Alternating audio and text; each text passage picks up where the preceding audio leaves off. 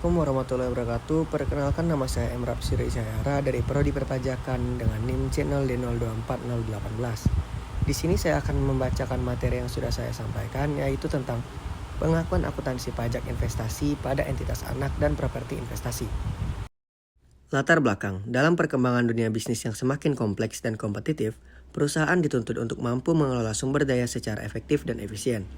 Salah satunya melalui kegiatan investasi pada entitas lain maupun properti investasi yang bertujuan untuk memperoleh keuntungan jangka panjang, memperluas jaringan usaha, serta meningkatkan sinergi antar perusahaan.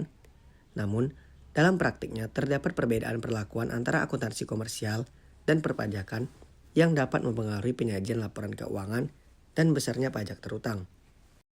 Investasi pada entitas anak. Investasi pada entitas anak merupakan bentuk investasi di mana perusahaan induk memiliki kendali terhadap entitas lain yang umumnya ditandai dengan kepemilikan saham lebih dari 50%. Sehingga dalam akuntansi komersial digunakan metode konsolidasi, yaitu penggabungan laporan keuangan antara induk dan anak perusahaan untuk mencerminkan kondisi keuangan sebagai satu kesatuan ekonomi yang utuh. Pajak atas entitas anak. Dalam perspektif perpajakan, investasi pada entitas anak tidak menggunakan pendekatan konsolidasi karena setiap entitas dianggap sebagai subjek pajak yang berdiri sendiri. Sehingga, pengakuan penghasilan lebih difokuskan pada penghasilan yang benar-benar diterima oleh perusahaan induk seperti dividen, di mana dividen tersebut dapat dikecualikan dari objek pajak apabila memenuhi syarat tertentu, atau dikenakan pajak jika tidak memenuhi ketentuan yang berlaku. Properti investasi. Properti investasi merupakan aset berupa tanah atau bangunan yang dimiliki perusahaan bukan untuk digunakan dalam kegiatan operasional utama, melainkan untuk memperoleh pendapatan dari sewa atau kenaikan nilai di masa depan. Di mana dalam akuntansi komersial properti ini dapat dicatat menggunakan model biaya atau model nilai wajar yang memungkinkan pengakuan keuntungan meskipun belum direalisasikan.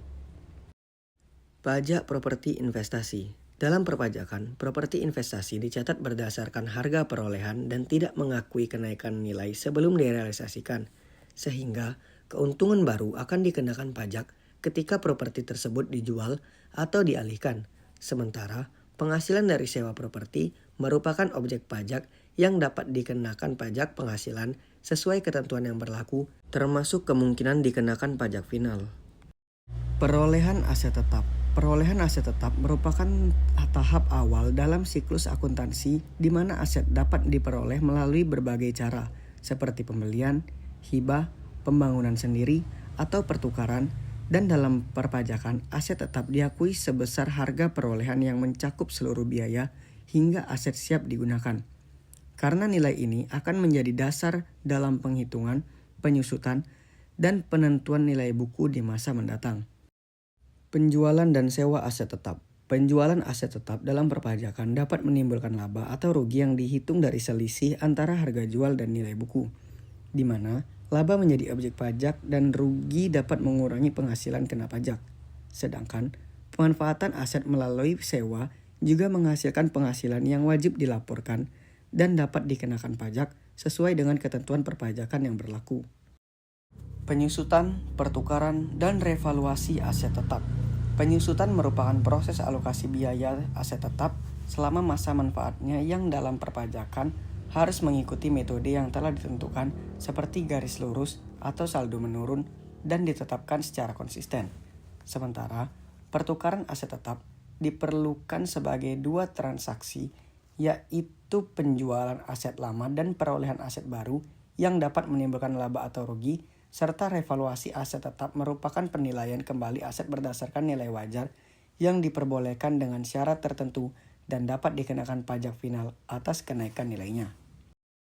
Kesimpulan, secara keseluruhan, akuntansi pajak memiliki peranan penting dalam menentukan kewajiban perpajakan perusahaan, terutama terkait investasi dan aset tetap, di mana terdapat perbedaan signifikan antara akuntansi komersial dan perpajakan dalam hal pengakuan penghasilan dan penilaian aset yang mengharuskan perusahaan melakukan penyesuaian atau koreksi fiskal agar laporan keuangan sesuai dengan ketentuan perpajakan yang berlaku, serta menghindari kesalahan dalam pelaporan pajak. Baiklah, Mungkin cukup sekian materi yang dapat saya sampaikan. Jika ada salah kata saya mohon maaf. Sekian dari saya. Wassalamualaikum warahmatullahi wabarakatuh.